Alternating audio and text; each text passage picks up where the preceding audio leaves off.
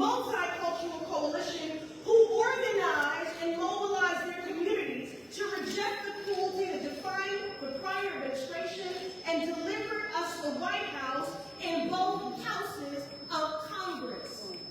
That's why I say reciprocity. You delivered a victory in which the issues-based activism we saw all across the nation, from healthcare justice to racial justice to immigrant justice, all played a critical role. It was incumbent upon us then, and remains so now, that we not only advance policies that affirm immigrants' rights as the human rights that they are, but also push back against any harmful proposals that deny migrant families the compassion, dignity, and fairness they deserve. I know we like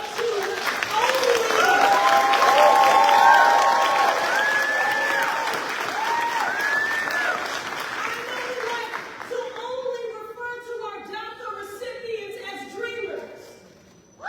But our asylum seekers have dreams. Our TPS holders have dreams. So that's why we're here today, to put our Senate colleagues and the administration on notice and remind them who it is they are accountable to. For too long, our broken immigration system has enacted unspeakable hurt and harm on our immigrant neighbors and denied them, denied you, our basic dignity and humanity. Decades of anti-immigrant rhetoric and inaction by Congress has led to a cruel and unjust status quo. And as policymakers, we have a moral obligation to lead with compassion and chart a new way forward. A year and a half ago, we came together and applauded President Biden for taking decisive action to end the cruel and racist Title 42 policy that has been weaponized by the Trump administration against Black and brown migrants who deny them their fundamental claim to asylum.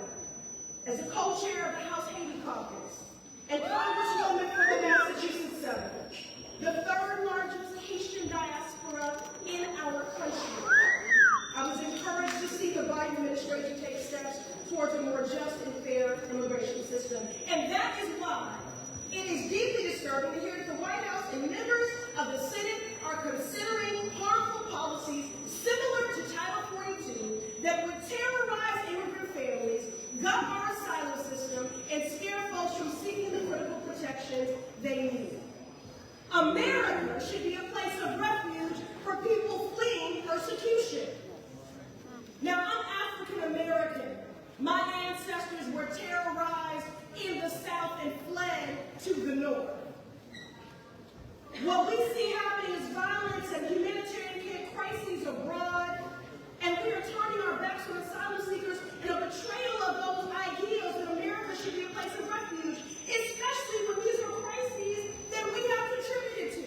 Yes.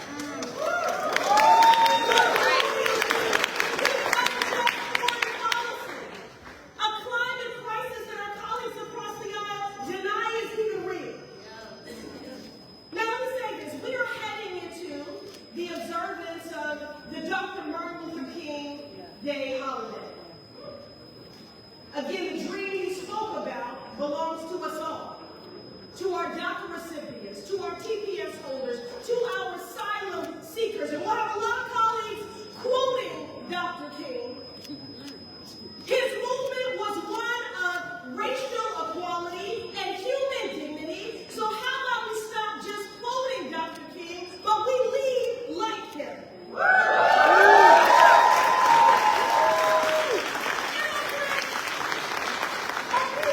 Asylum is a human right. Migrant families are not bargaining chips.